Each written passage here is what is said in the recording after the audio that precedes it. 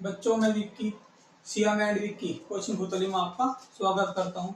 मैं आज आपको पढ़ाऊंगा हिंदी, और हिंदी में पढ़ाऊंगा आपको मैं वर्णमाला। मैं बताऊंगा आपको कि स्वर कितने होते हैं, व्यंजन कितने होते हैं, पुलवर्ण कितने होते हैं, अयोग वाह किसे कहते हैं, आगत स्वर किसे कहते हैं, अनुनासिक किसे कहते हैं, अंत्यस्थ किन्हें कहते हैं, ताड़क जात वर्ण किन्हें कहते हैं। आपको मैं एक चीज आपको बताने वाला हूँ। शुरुआत करते हैं। भाषा के कितने अंग होते हैं? भाषा के कितने अंग होते हैं? तो आपका आंसर होगा 3 अंग होते हैं। कौन कौन से? वर्ण, शब्द और वाक्य। याद रखियो कि वर्णों के सार्थक योग, वर्णों के सार्थक योग से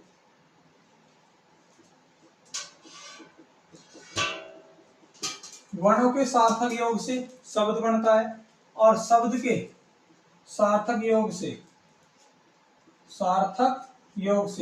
क्या बनता है? वाक्य बनता है। मैं सिर्फ जो एग्जाम के लिए हमेशा इंपॉर्टेंट है मैं वही पढ़ा रहा हूँ। मैं ये नहीं पढ़ा रहा भाषा शब्द भाष से बना है, भाष संस्कृत से लिया गया है, मैं ऐसा कुछ नहीं पढ़ा। मैं सीधा घूमता हूँ, वर्णमाला पे आने वाला हूँ। जो क्वेश्चन खास है वो लेकर चल रहा हूँ, जो इम्पोर्टेंट है। और जिन बच्चों को मैंने हिंदी पढ़ाई है, लगभग 3 साल से मैं हिंदी पढ़ा रहा हूँ, उनके नंबर यूपी में आते हैं 35 में, 33, 32, 32, 31 इतने नंबर थे। तो भाषा में कितने होते हैं? 3 होते हैं, वर्ण, शब्द और वाक्य। वर्णों के सार्थक योग से शब्द बनता है, फिर शब्दों के सार्थक योग से वाक्य बनता है। अब बात करें वर्ण कहां से आया। वर्ण कहां से आया?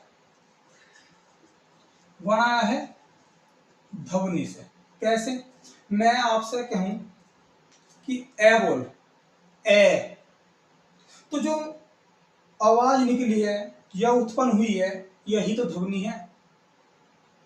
और फिर मैं कहूं कि जो ध्वनि मैंने बोली है उसको लिख, यानी कि वर्ण कहां से आया? ध्वनि से आया। मैं बोला कि ए बोल, बोला ए, यह है ध्वनि। लेकिन मैं कहूं लिख, तो यह है वर्ण। समझ में आया था ना? तो इसका मतलब क्या हुआ? भाषा की सबसे छोटी मौखिक इकाई क्या है? मौखिक इकाई क्या है? तो आंसर होगा आपका ध्वनि है, क्योंकि भाषा की जो सबसे छोटी मौखिक इकाई है वो ध्वनि है। और एक बात और समझा रहा हूं, देखो, भाषा की सबसे छोटी मौखिक इकाई ध्वनि के लिखित रूप को क्या कहते हैं? तो जो ध्वनि का लिखित रूप है वो क्या कहलाता है? वर्ण।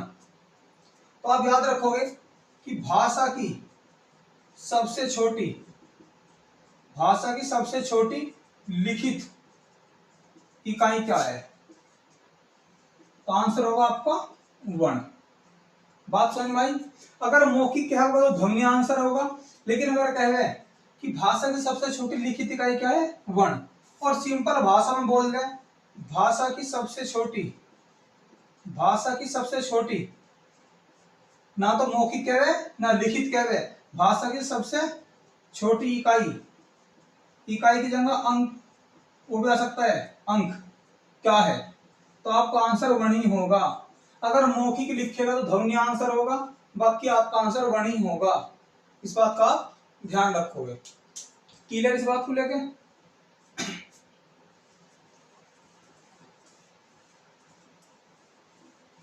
और एक दो क्वेश्चन बता रहा हूं मैं ऐसे कि जो आपने कभी शायद नहीं भी सुने होंगे। अगर आपसे कह रहे कि अर्थ के आधार पर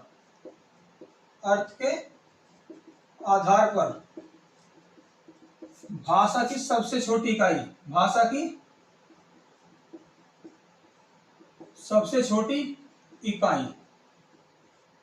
क्या है? देखो, वर्ण जो होता है, वर्ण का कोई अर्थ नहीं होता। तो अर्थ होता है किसका? शब्द का। अर्थ होता है शब्द का। तो याद रखियो, अर्थ के आधार पर भाषा की सबसे छोटी इकाई शब्द होगी, क्योंकि वर्ण का कोई अर्थ नहीं होता, शब्द का अर्थ होता है। लेकिन अगर आपसे कह दे कि अर्थ के आधार पर अर्थ के आधार पर भाषा की कितनी इकाई है, कितनी इकाई है? तो आपका आंसर होगा 2। कौन कौन सी? शब्द और वाक्य। क्योंकि अर्थ के आधार पर भाषा की कितनी इकाई है, तो 2 है। शब्द का भी अर्थ निकलता है और वाक्य का भी अर्थ निकलता है। लेकिन अगर आपसे कहे कि अर्थ के आधार पर भाषा की सबसे छोटी क्या होगा, तो वो शब्द है। क्लियर इस बात को लेगा? और एक क्वेश्चन और ध्यान रखियो कि भाव या भावार्थ, भाव या भावार्थ के आधार पर भाषा की, भाव या भावार्थ के आधार पर भाषा की सबसे छोटी इकाई क्या है? सबसे छोटी इकाई क्या है? आपका आंसर होगा वाक्य। वाक्य मतलब जैसे मुहावरे होगी, भाव या भावार्थ किसका लिखता है? जैसे मुहावरे होगी, लोककृत्य होगी, ये वाक्य तो होगी, तो उनके का भाव लिखता है। जैसे आपको बचपन में दे दिया गया, 10वीं क्लास में गया कि एक पूरी पहेली दे दी, इसका पूरी व्याख्यान करो। हम क्या करते थे, एक शब्द ध्यान लिख के अपूर्ण विराम चिन्ह लगाते चले जाते, एक लास्ट में लिखा करते, फिर उसकी व्याख्या करते थे।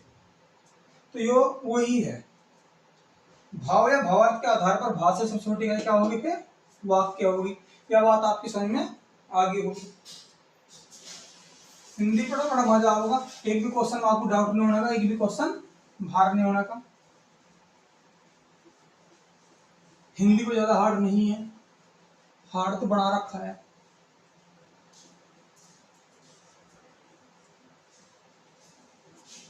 अब क्वेश्चन है वर्णों के व्यवस्थित समूह को। ये क्वेश्चन खास है, वर्णों के व्यवस्थित समूह को क्या कहते हैं? तो आंसर होगा वर्णमाला। अब मैं आपसे बात करने वाला हूं वर्णमाला की। वर्णमाला में हमें क्या क्या चीज पढ़नी है? एक तो स्वर पढ़ने हैं और एक व्यंजन पढ़ने हैं।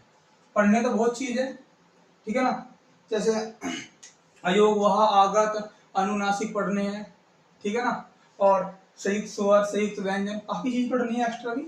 लेकिन सबसे पहले आप समझे कि वर्णमाला में हमें क्या पढ़ना है? एक तो स्वर पढ़ने हैं और एक व्यंजन पढ़ने हैं। क्वेश्चन आता है कि स्वर कितने होते हैं? आंसर 11। व्यंजन कितने होते हैं? 33। अभी आप ये मत सोचना कि कुल 52 अक्षर होते हैं, कैसे होते हैं, क्या होते हैं, अभी इस चक्कर में नहीं पढ़ना। एक एक चीज, एक एक वर्ण, 52 के 52 वर्ण लिख के दिखा दूंगा। कौन से हो, कैसे जुड़े, अरबी, फारसी, विदेशी, मेहमान वाला या ग्रहित, हर चीज आपको बता दी जाएगी। स्वर कितने होते हैं? 11 होते हैं। व्यंजन कितने होते हैं? 33 होते हैं। स्वर की परिभाषा लिखनी देखते हैं नहीं, वे शब्द जिन्हें बोलने के लिए किसी, यानी कि कहने का मतलब क्या है कि स्वर जो होते हैं स्वतंत्र होते हैं और व्यंजन स्वतंत्र नहीं होते। यानी कि स्वर वे होते हैं जिन्हें, जिन वर्णों को बोलने के लिए अन्य वर्ण की आवश्यकता नहीं होती। जिन वर्ण का या जिन वर्ण का उच्चारण करते समय किसी अन्य वर्ण की जरूरत नहीं होती, उन्हें स्वर कहते हैं। व्यंजन, जिन वर्णों को उच्चारण करते समय स्वर की आवश्यकता होती है, उनको व्यंजन कहते हैं। कैसे? व्यंजन की जब व्यंजन का जब उच्चारण करोगे तो स्वर की आवश्यकता होती है। कैसे? क है, निगम क, शुरुआत तो करी कैसे, एंड कहां करा? ए। तो व्यंजन में क्या हुआ? जब व्यंजन का उच्चारण करा तो किसकी आवश्यकता पड़ी? स्वर की। क, शुरुआत कैसे, खत्म है पे। लेकिन जब मैं स्वर की, तो स्वर वर्ण का उच्चारण करूंगा तो मुझे किसी की आवश्यकता नहीं पड़ेगी, किसी वर्ण की। कैसे? मैं कहूंगा ए, तो ए तो ए ही हो। बात आपकी समझ में आगे होगी, क्योंकि परिभाषा तो यूपीएससी में लिखने खतर आ गए। वैसे परिभाषा बस थोड़ा सा ज्ञान होना चाहिए आपको, किसे स्वर बोलते हैं, किसे व्यंजन बोलते हैं, तो लिखने की जरूरत भी नहीं है। आपको याद रखना स्वर कितने होते हैं? 11। व्यंजन कितने होते हैं? 33 होते हैं। अब कुछ बच्चे बोल लेंगे कि जी हमने तो 11 भी पढ़े, 10 भी पढ़े और 13 भी पढ़े। तो एक बात ध्यान रखना कि 10 तो होते नहीं। हिंदी में स्वर कितने होते हैं? अगर मैं बात करूं हिंदी में स्वर, तो आपका आंसर होना चाहिए 11, क्योंकि जो 13 स्वर होते हैं ये होते हैं संस्कृत में। कहाँ होते हैं? संस्कृत में। क्यों? क्योंकि जो 13 स्वर है ये मूल भाषा में होते हैं, यानी कि मूल भाषा में होते हैं, और मूल भाषा क्या है हमारी? संस्कृत है। तो ये संस्कृत में होते हैं 13 स्वर। भाषा में आया। और संस्कृत में जो स्वर को कहते हैं वो कहते हैं अच। इस क्वेश्चन का आप ध्यान रखोगे कि संस्कृत में स्वर को क्या बोलते हैं? अच बोलते हैं। तो याद रखोगे आप, जो 13 स्वर होते हैं मूल भाषा में होते हैं, संस्कृत में होते हैं। अभी दिखा भी दूंगा आपको लिख के, लो आप। जैसे अभी मैं मात्रा का उच्चारण नहीं करूंगा, अभी मात्रा कौन सी है, कहाँ है, मैं सबसे लास्ट में करूंगा उसका उच्चारण भी। ए, आ, छोटाई, बड़ाई या दीर्घी, उ, बड़ा उ, इसे बोलते हैं जी री। इसे क्या बोलते हैं? री। ये वाली मात्रा में ही बता रहा हूँ उसको तो। जैसे इस पे लगा दी नीचे, ये दे है ना, दे, ये लगा दी। तो री से मेरे एक बात ध्यान रही, एक क्वेश्चन आया कि 4 शब्द रखे, तो 3 शब्द में क्या था? ऐसे नीचे रे लगा हुआ था। क्वेश्चन आया कि बताओ किसमें री का प्रयोग नहीं हुआ? तो जिसके नीचे मात्रा नहीं लगी हुई है तो उसमें री का प्रयोग नहीं होता है। दृष्टि हो गया, सृष्टि हो गया, एक वाक्य अलग लिख दिया, तो कौन सा नहीं है? अब इस बात का भी ध्यान रखोगे। तो 7 होगी। अब ये भैया ये आ गया आपका, ये बोलते हैं ओ और औ। क्लियर? एक होता है अक, और इसे बोलते हैं एह। अक, एह, ओ, ओ, ओ। क्लियर इस बात को लेकर? तो ये जो है 7, 8, 9, 10, 11, ये है हिंदी के स्वर। क्लियर? और जो ये 2 है, ये है आपके संस्कृत भाषा के, और संस्कृत भाषा से ये हिंदी में लिए गए हैं। क्योंकि इनका प्रयोग केवल कहाँ होता है? इनका प्रयोग केवल स्वर में होता है, इनका प्रयोग व्यंजन में नहीं होता। और इनको बोलते हैं अयोग वहा। अयोग वहा, इन दोनों को बोलते हैं अयोग वहा। और इसे बोलते हैं हम अनुस्वर। अनुस्वर, इसे बोलते हैं हम विसर्ग। बता दूंगा किसका प्रयोग कहाँ होता है, अद्र चंद बिंदु में होता है या पूरे चंद बिंदु में होता है। इनको बोल, ये संस्कृत भाषा के हैं और संस्कृत भाषा से ये हिंदी में लिए गए हैं। इनका प्रयोग केवल स्वर में होता है, व्यंजन में नहीं होता। इनको बोलते हैं अयोग वहा। अब देखो मैं ऐसे फैक्ट कर रहा हूँ, जैसे ये तोड़ रहा हूँ मैं इसको, ए, ये उपसर्ग हो गया है इसमें, ये योग, और ये वहा। इसका मतलब होता है जोड़। ए उपसर्ग का मतलब होता है नहीं, और ये होता है वहन। वहन लिख लो को बात, इसका मतलब होता है वहन। जो जोड़कर वहन नहीं होते, या वहन होने वाले लिख लो, वहन होने वाले। जो जोड़कर वहन नहीं होते, जो जोड़कर वहन नहीं होते व्यंजन के साथ, उन्हें अयोग वहा कहा जाता है। जो जोड़कर वहन नहीं होते व्यंजन के साथ, केवल स्वर के साथ प्रयोग होते हैं, उन्हें क्या कहा जाता है? अयोग वहा कहा जाता है। आपकी बात समझ में आ गई होगी। क्लियर इस बात को लेकर? अब ये अनुस्वर, ये विसर्ग क्या है, ये आपको जब मैं आगे पढ़ाऊंगा उसमें बताया जाओगे। आपको इतनी बात समझ में आ गई होगी। यह बात क्लियर इतना? चलो जी। तो हिंदी में स्वर कितने होते हैं बच्चों? 11 होते हैं। क्लियर?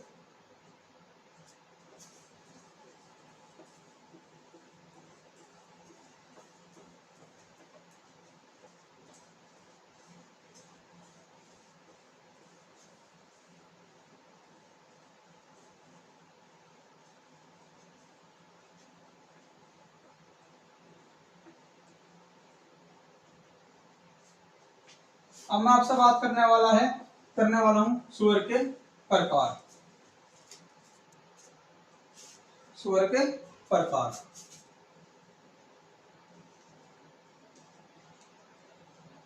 या स्वर के आप भेद कह सकते हो।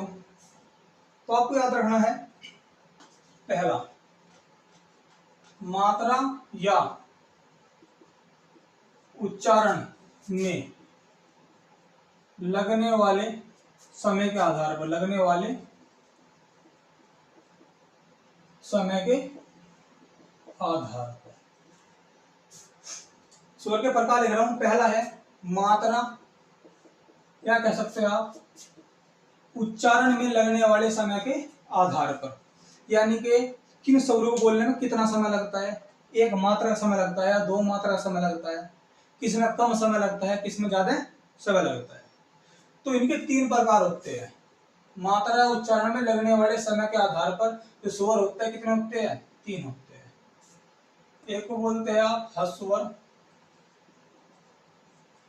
और इसे बोलते हैं दूसरे को दीर्घ, तीसरे को बोलते हैं आप पलुत स्वर। आपकी बात समझ में आ गई होगी। इसका दूसरा नाम है लघु स्वर, इसका दूसरा नाम है गुरु स्वर, इसका तीसरा नाम है छोटा स्वर, इसका नाम है बड़ा स्वर, इसका नाम है और एक मात्रिक, इसका नाम है दूसरा द्विमात्रिक। और एक बात ध्यान रखें आप कि जो लघु का विलोम होता है वो गुरु होता है, छोटे का बड़ा होता है। थोड़ा विलोम पे भी ध्यान रखें, ऐसा क्वेश्चन नहीं पूछ लेते कभी कभी। क्लियर इस बात को लेकर। तो इनके चार, इसके चार नाम हुए, चार नाम इसके हुए। इनकी संख्या टोटल होती है 4, इनकी होती है 7। अब इसमें क्या है कि एक मात्रिक का मतलब है कि एक मात्रा, एक मात्रा, द्विमात्रिक का मतलब है दो मात्रा वाले, यानी कि जिन्हें बोलने में एक मात्रा का समय लगता है। क्लियर।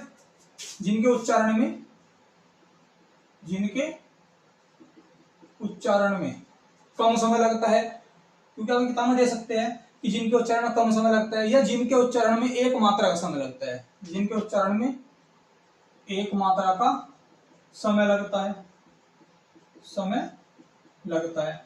और इसमें जिनके उच्चारण में, जिनके उच्चारण में दो मात्रा का, या कह सकते हो जिनके उच्चारण में इनसे दोगुना समय लगता है, वही दो मात्रा वाला, जिनके उच्चारण में दो मात्रा का समय लगता है। क्लियर। ये कौन कौन से होते हैं? चार, आप याद रखियो, ए, ई और री। ये चार स्वर ऐसे हैं जो एक मात्रा के हैं। क्लियर ना। और बचे कितने? 7। 7 के साथ ध्यान आ जाएंगे आ, बड़ा ई, उ, ए ओ और औ। तो 1 2 3 4 5 6 7 ये द्विमात्रिक है। क्लियर इस बात को लेकर। तो आपको ये बिल्कुल याद होनी चाहिए। ये कई बार क्वेश्चन आया कि ह्रस्व स्वर कितने होते हैं, या मूल स्वर ही बोल देते हैं इनको, दूसरा नाम भी है मूल स्वर। मूल स्वर कितने होते हैं? 4 होते हैं। सीधा क्वेश्चन है दीर्घ स्वर कितने होते हैं? 7 होते हैं। क्वेश्चन ऐसे पूछ लेता है यहाँ से घुमा के कि बताओ कौन सा इसमें लघु स्वर नहीं है।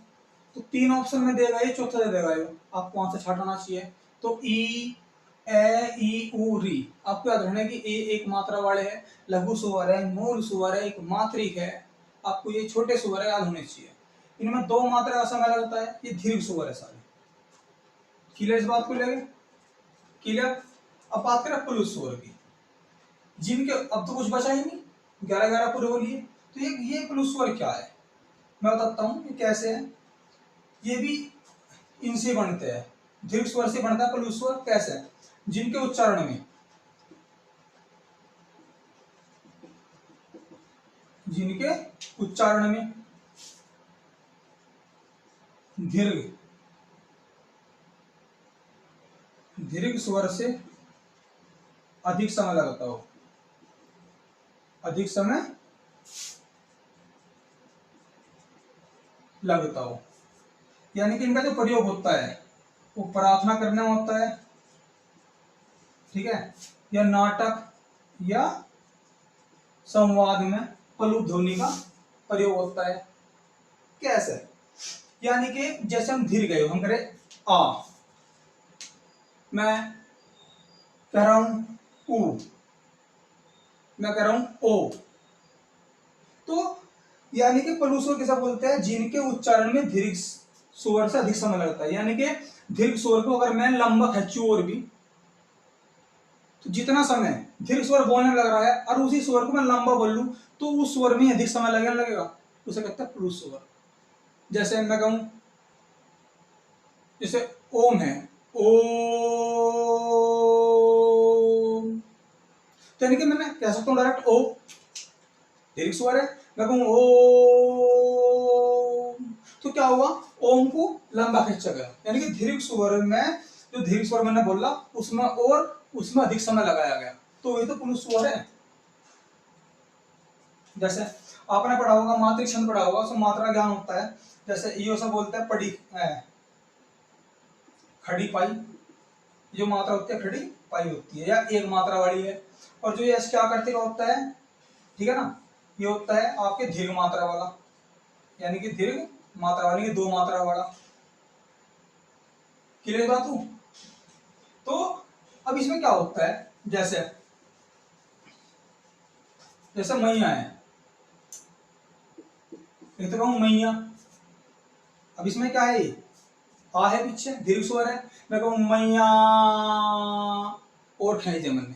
यानी कि अगर मैं इसे लिखूं मैया और फिर ऐसे करते चला जाऊं, मैं दीर्घ मात्रा निशान लगाते चला जाऊं और बाद में पूर्ण चिन्ह लगा दूं और पीछे कौन सा स्वर है, ये जिसके पीछे मात्रा लगी है कौन सा स्वर है, तो ये प्लुत स्वर है। यानी कि दीर्घ, जो दीर्घ स्वर है उस स्वर को और लंबा खींच कर अधिक जो समय लगाया जा रहा है जिस स्वर में, वही प्लुत स्वर है। इसका मतलब है कि यह स्वर आगे तक यह स्वर आगे तक चलता हुआ जा रहा है ध्वनि के रूप में, और कितना जा रहा है, कितने समय तक जाओगा, ये हमें अंदाजा नहीं है, तो ये प्लुत स्वर है। लेकिन कभी भी क्वेश्चन ऐसा नहीं आता कि जैसा मैं लिख दूं यहां ओ, यहां मात्रा लगा दूं, ये लगा दिया, इसका मतलब है ओ को खींचता हुआ जा रहा है, ध्वनि बढ़ती जा रही है ओ, इसका निशान मतलब है कि दीर्घ स्वर जो और ज्यादा खींचा जा रहा है बोल के। तो इसमें प्लुत क्या है, इसमें ओ प्लुत है, इसमें क्या है, ओ प्लुत है, जिसको खींच रहे हैं वही प्लुत होता है बस। लेकिन क्वेश्चन यहां से नहीं आता, कभी भी क्वेश्चन ऐसा आता है कि कुएं में कोई चीज फेंकी गई है और उसकी ढप ढप की बार बार आवाज आई, तो उसमें कौन सी ध्वनि है, प्लुत ध्वनि है। एक व्यक्ति खाली कमरे में पड़ा है, खाली कमरे में खड़ा और वो कुछ बोल रहा, उसकी जो गुंजन हो रही है और वो जो रिपीटेशन हो रहा है, वो रिपीटेशन जो हो रहा है वो कौन सी ध्वनि है, प्लुत ध्वनि है। या रात को पटाखे पटक रहे हैं, दूर तो जो गूंज की आवाज आती है, वो आवाज कौन सी ध्वनि है, प्लुत ध्वनि है। आपके पास समझ में आ गई, ये क्वेश्चन कई बार आया तो मैं बता रहा हूँ आपको। क्लियर इस बात को लेकर? और जो ये प्लुत कहाँ गया, अच्छा हाँ, तो इनकी संख्या कितनी होती है, इनकी होती है 8। हमेशा कोई बताऊंगा 7, कोई बताऊंगा 9, लेकिन इसका जो आंसर है वो 8 होता है एनसीईआरटी अनुसार। 8 क्यों है, 7 तो हो गया हमारे दीर्घ स्वर, दीर्घ स्वर का ही प्लुत स्वर बनता है, एक मात्रा वाले का नहीं बनेगा, आप ये बात ध्यान रखोगे। लेकिन जो इसके अंदर ए है, 7 तो ये हो गया हमारे, लेकिन जो इसके अंदर ए है वो ए तो ए ही रहेगा, इस और मैं लंबा भी खींच सकता हूँ, इसका प्लुत बना सकता हूँ ए, इसका बना सकता हूँ, लेकिन इनका नहीं बना सकता बाकी का मैं, क्योंकि मैं कहूंगा ई, तो ई का बड़ी ई बन जाएगा, और फिर जब बड़ी ई बनेगा तो बड़ी यहां आ गई, बड़ी का ही प्लुत स्वर बनेगा। तो ये टोटल कितने होते हैं, 8 होते हैं। शायद आपकी बात समझ में आ गई होगी। तो स्वरों का एक प्रकार आपका खत्म हो चुका है। अब बात करेंगे ओष्ठ आकृति के आधार पर, यानी कि जो आपके होठ है उसकी आकृति के आधार पर।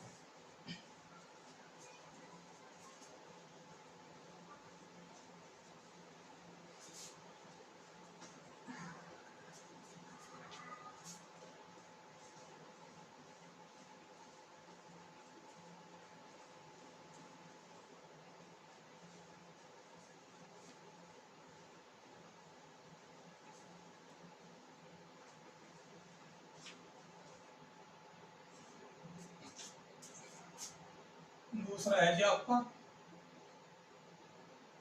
ओष्ठ आकृति के आधार पर, औष्ठ आकृति के आधार पर। क्लियर। तो ये दो प्रकार होते हैं, एक का नाम होता है वृत्ताकार, एक का नाम होता है अवृत्ताकार। इसका मतलब क्या, वृत्ताकार का मतलब क्या है, जिसमें होठ, जिन स्वरों का उच्चारण करते हुए होठ गोल होते हो उन्हें बोलते हैं वृत्ताकार। अब यहाँ लिखा अवृत्ताकार, ए क्या है, इसमें उपसर्ग है, इसका मतलब क्या होता है नहीं, यानी कि जिसमें बोलते या उच्चारण करते समय होठ गोल ना हो उन्हें बोलते हैं अवृत्ताकार। लेकिन किताब में आपको जो नाम होगा उसका नाम होगा वर्तमुखी, और ये होगा अवर्तमुखी। बात आपकी समझ में आ गई होगी। तो बोल किसमें होते हैं, ऊ, ऊ, ओ और औ। बोल ऊ, ऊ, ओ, औ। बोलो रे, बाकी जो बचे हो गए वे यहां आ जाएंगे एवर्त में। क्या बच रहा है यहाँ, ए, आ, ई, छोटा ई बड़ा ई। क्लियर। और आपके बच रहा ए, ए। तो आपके 1 2 3 4 5 6 7 8 9 10, एक यहाँ पे आप ऋषि मिलो। कुछ किताबों में ऋषि नहीं दिया होगा, आप याद रखोगे एनसीईआरटी में ऋषि भी है, ना लुसेंट में मिलेगा, ठीक है नहीं, ना अरिहंत में मिलेगा, किसी बुक में ऋषि नहीं मिलता, लेकिन एनसीईआरटी में आपके है, अगर आप एनसीईआरटी खोलोगे बुक देखोगे। क्लियर है। तो ये जो अवर्तमुखी होते हैं, होते हैं 7, 1 2 3 4 5 6 7, संख्या कोई नहीं पूछता। ये होते हैं 5, 4 तो हो गई, ये एक और आता है इसमें, ये आता है ये वाला, इसको बोलते हैं आगत स्वर, आगत स्वर। ये स्वर हिंदी का नहीं है, ये स्वर अंग्रेजी का भी नहीं है, ये विदेशी स्वर है, यानी कि इंग्लिश का स्वर है। इसका मतलब क्या हुआ, यो हिंदी में ले रखा है, लेकिन ये कहां से ले रखा, विदेशी स्वर ले रखा है, यानी कि यो विदेशी है। ये कैसे होता है, अंग्रेजी है, ये जो ले रखा है हिंदी में ले रखा है, क्योंकि ये तत्सम तद्भव में बड़ा काम आएगा। कभी भी आप पढ़ोगे, या तत्सम तद्भव नहीं कह सकता मैं, कह सकता जब विदेशी शब्द छांटिए, तो जहां भी जैसे जैसे है डॉक्टर, कॉफी,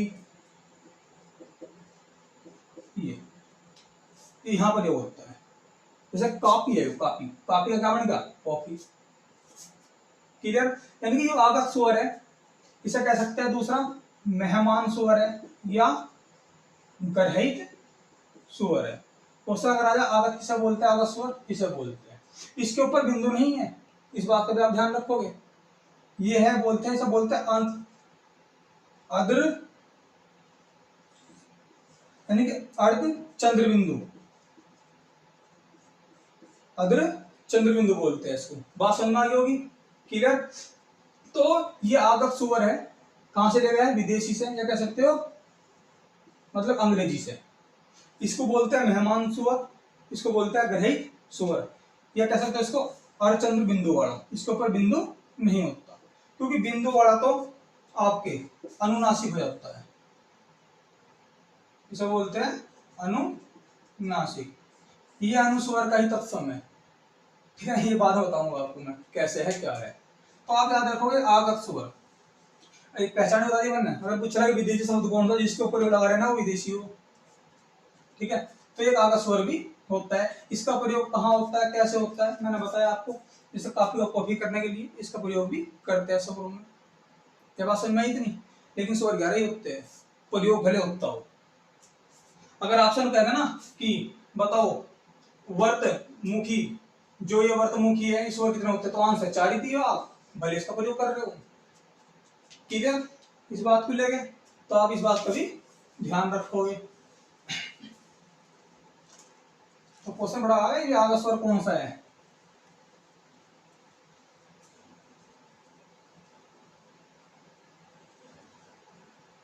सॉरी, ये अनुस्वर नहीं होता, ये होता है आपके अनुनासिक। सॉरी, मेरे याद आ गया, मैं पता नहीं सोचा कि क्या बोल दिया। आपकी बात समझ में आ गई होगी। अब बात करें जीव के आधार पर। अब बात करने वाले हैं जीव के आधार पर।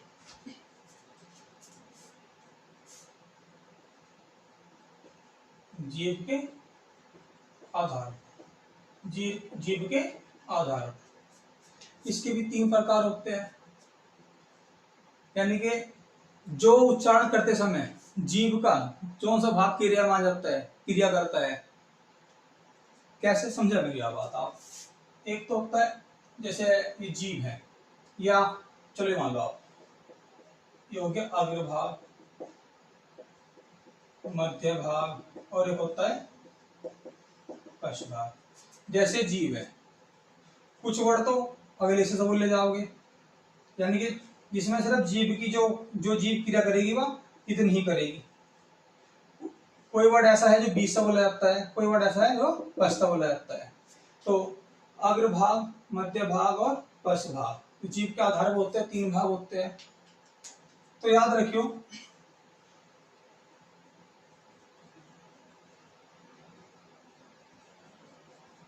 जो मध्य भाग से बोला जाता है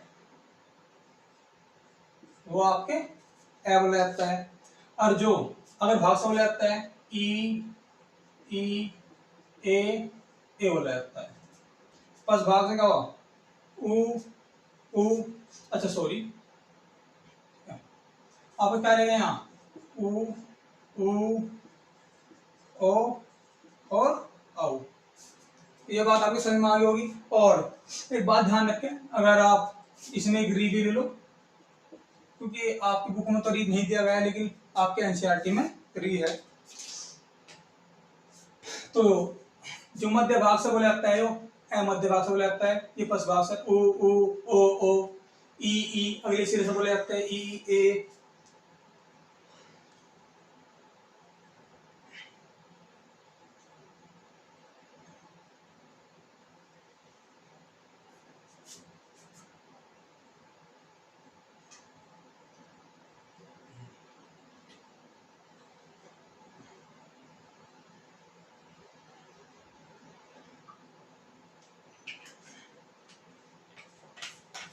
बच्चों इसमें यह बात अभी समझ में आ गई। तो ई, ए और री, ये बोलते हैं अग्र भाग से, मध्य भाग से ए और पश्च भाग से आ, उ, ओ। क्लियर। तो ए, आ तो लिखने रखा, देखिए इसमें सॉरी, आ तो बड़ा मेन है, इसमें आ, छोटा ऊ, बड़ा ओ। तो आपके पूरे हो गए 11, 1 2 3 4 5 6 7 8 9 10 और 11। आपकी बुक में यहाँ आगत देव रखेंगे, आगत स्वर भी, लेकिन आगत स्वर नहीं होता। आपके बात समझ में आ गई होगी, बात क्लियर। अब बात करेंगे तालु के आधार पर।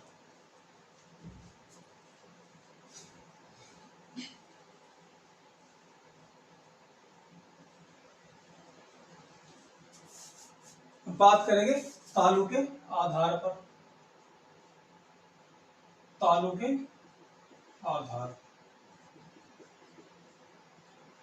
आपकी जो बुक में नाम होगा वो होगा मुख द्वार के आधार पर या मुख विवर के आधार पर, लेकिन ऐसा रियलिटी में ये नहीं है। किताब में दे रखा है आपकी, मैंने देखा है रिसेंट में कि मुख द्वार के आधार पर या मुख विवर के आधार पर, लेकिन जो रियलिटी है ये तालु के आधार पर होता है।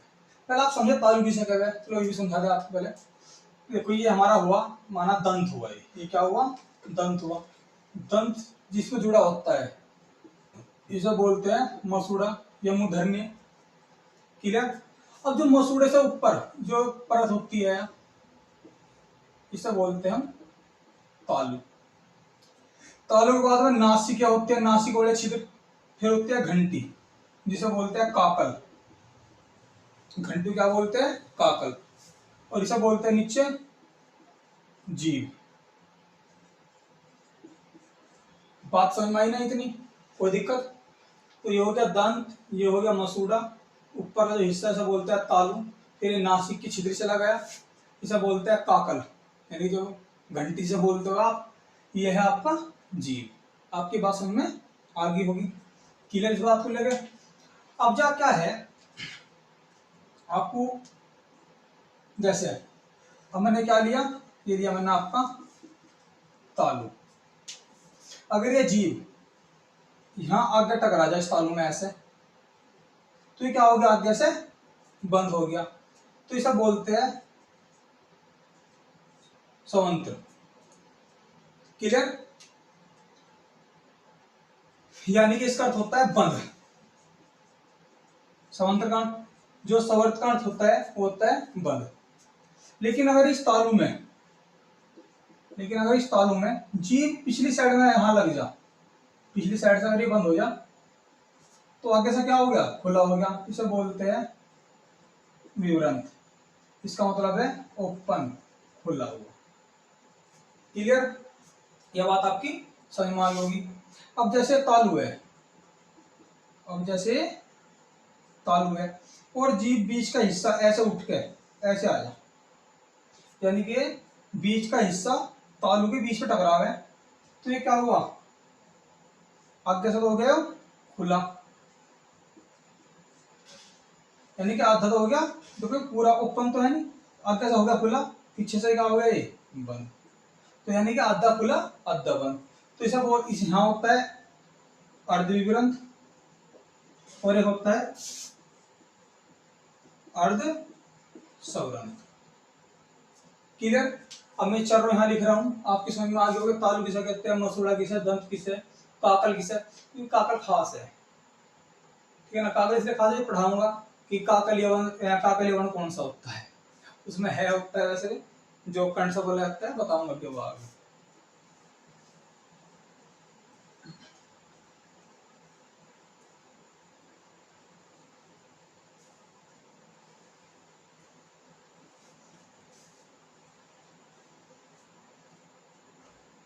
तो विवरंत यानी कि खुला, इनकी परिभाषा याद होनी चाहिए, केवल परिभाषा का क्वेश्चन भी आया कि वह वर्ण कौन सा है जिसमें मुंह खुला खुला रहता है, उपन का उपन, वह वर्ण कौन सा है जिसमें मुंह आधा खुला होता है। तो अगर लिखेंगे अर्ध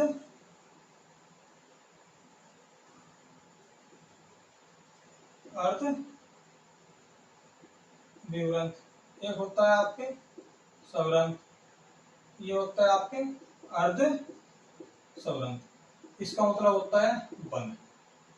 इसकी परिभाषा क्या है, जिसमें मुख द्वार पूरा खुला हो, मुंह फटा फटा रह जाए, मुख द्वार क्या हो, पूरा खुला हो। इसमें क्या होता है, मुख द्वार आधा खुला हो। परिभाषा याद होनी चाहिए, मैं परिभाषा पूरी लिख रहा हूं, आप लिख लियो। सवरंत का मतलब है मुख द्वार, मुख बंद हो, इसमें क्या है, मुख आधा बंद हो, आधा बंद हो। बात आपकी समझ में आ गई होगी इतनी, क्योंकि यहाँ पूरा खुला तो आधा खुला, या पूरा बंद तो आधा बंद, ठीक है, ये परिभाषा भी आपके याद होनी चाहिए। अब वह शब्द कौन सा है जिसमें मुंह पूरा ओपन खुला हो रहा है, अगर मैं किसी में मुंह का सही से मार दूं ना, तो गला फटेगा, आ मर गया, यानी कि आ, तो आ कहाँ होगा, यहाँ होगा। जब यह मुंह पूरा फटने में, पूरा मुंह फाड़ने में आ रहा, अरे आ कहां से बने, ए जमा ए बराबर क्या हो आ, तो भैया इसका हाफ कहाँ होगा, अध्या मुंह खुले हुए में, इसका हाफ कहाँ होगा, जहां अध्या मुंह खुले रहो। बात समझ में आ गई कि नहीं। अब यहां क्या होगा, ई उ अरु, चार यहां हो गए, क्लियर।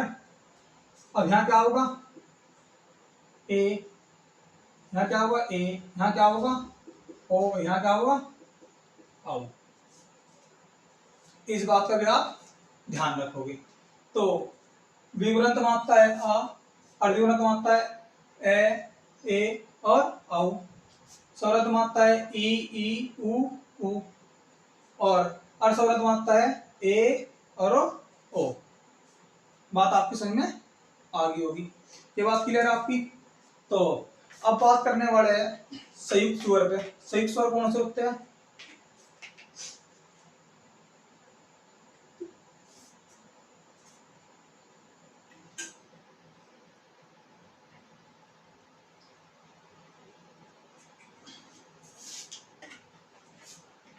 संयुक्त स्वर कौन से होते हैं? एक बात और ध्यान रखियो, आपकी बुक में आगत दे रखा होगा, जरूर मुझे पता यहाँ दे रखा होगा, लेकिन आगत भी यहाँ नहीं होता सच्चाई में। आगत यहाँ दे रखा होगा आपके लुसेंट से, देख लियो, ठीक है। अब बात करने वाले हैं हम स्वरों का उच्चारण।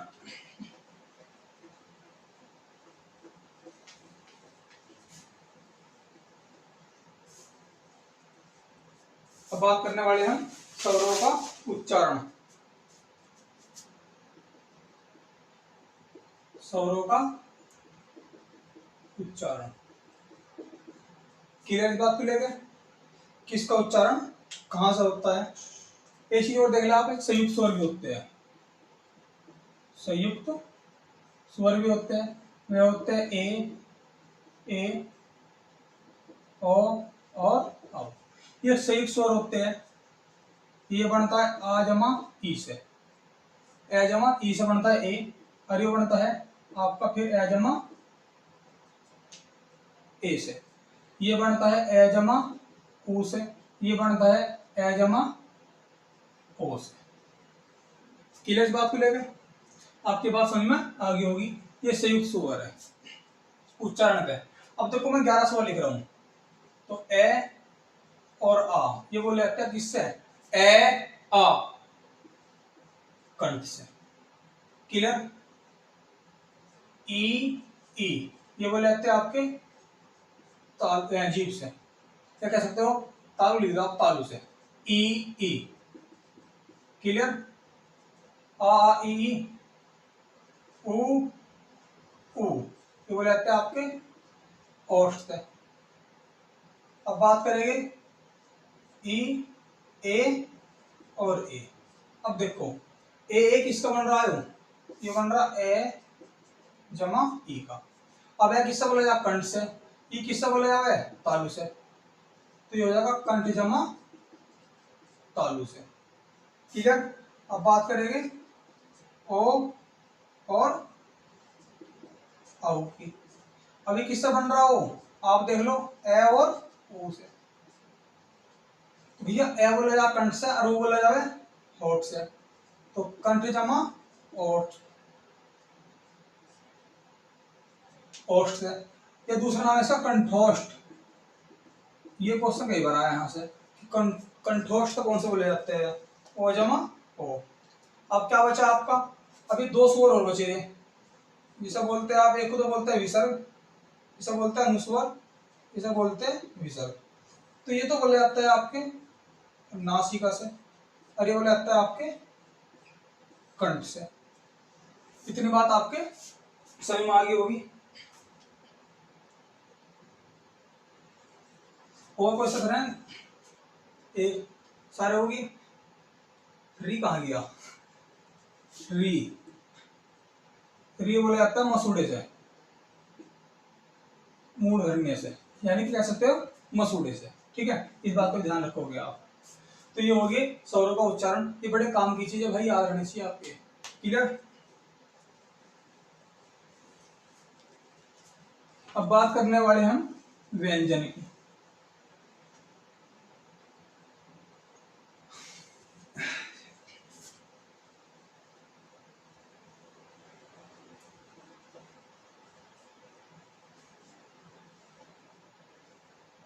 अब बात करेंगे हम जब व्यंजन की।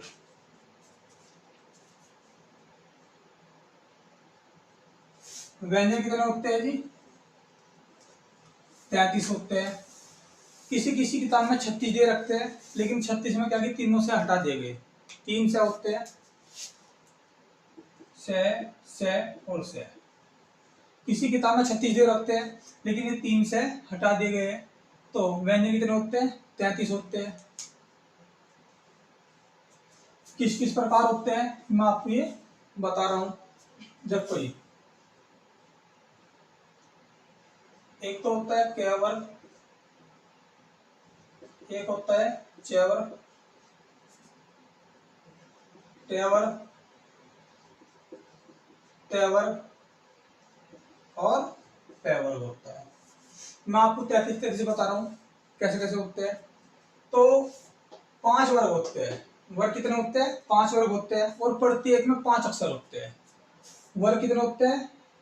मैं 33 व्यंजन बता रहा हूँ कैसे कैसे होते हैं। 5, ये 5 वर्ग होते हैं और प्रत्येक वर्ग में 5 व्यंजन होते हैं। कैसे? क, ख, ग, घ और ड। लेकिन वो ड मैंने बोल दिया, लेकिन सही नहीं है। इसके पीछे एक ऐसे निशान होता है। अभी मैं आपको बताऊंगा कि अगर बिंदी ऊपर है इसका अर्थ क्या है, बिंदी आगे है इधर है इस साइड पीछे है तो इसका अर्थ क्या है, बिंदी नीचे है तो इसका अर्थ क्या है, बिंदी आगे है किसी वर्ड के तो इसका अर्थ क्या है। इसे बोलते हैं शिरो रेखा।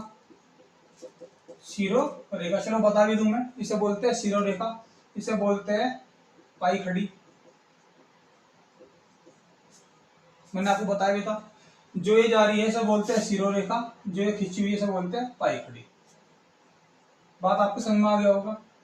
अब बात करें इसकी, जो ये इस साइड लगता है इसे बोलते हैं पंचमाक्षर। पंचमाक्षर बोलते हैं, यानी कि यो वर्ग, पंचमाक्षर मतलब है कि ये जो वर्ग होता है, वर्ग होता है वर्ग के 5वें अक्षर पर लगता है। पंचमाक्षर मतलब है वर्ग के 5वें अक्षर पर लगता है। तो मैंने आपको इतनी बात तो नहीं बता दी। क्लियर इस बात को लगे? तो जो वर्ड हेड है अभी पंचमाक्षर है। क्लियर? बात समझ में आ गई आपके आगे होगी। अब बात करें च, च, छ, ज, झ, इया। क्लियर? ट, ठ, ड, ढ, अण, ठ, त, थ, द, ध, न, प, फ, ब, भ और म। बात समझ में आई थी? अब देखो जी, जो ये बिंदु है ये नीचे होता है, इसे बोलते हैं ताड़न जात। ताड़न जात। क्लियर? इसका दूसरा नाम है